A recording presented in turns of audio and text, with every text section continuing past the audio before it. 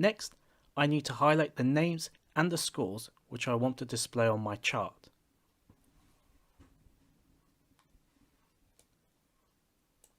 To highlight the second column, I need to press Ctrl.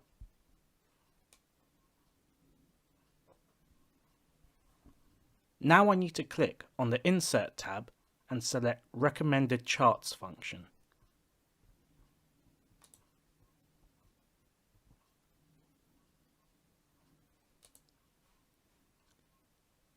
Excel will display some suggested charts based on the data you have highlighted. You will notice if you hover over the different charts, Excel will give you an enlarged preview of the chart with your results already displayed.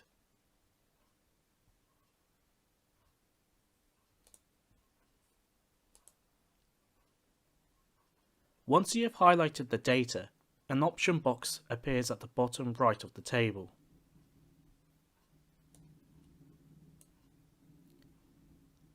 Click on this icon to give you options on how you can display the data in the table. Again, by hovering over the different options, Excel will give you a preview of how the data will be displayed. You can then choose the best option to display your data.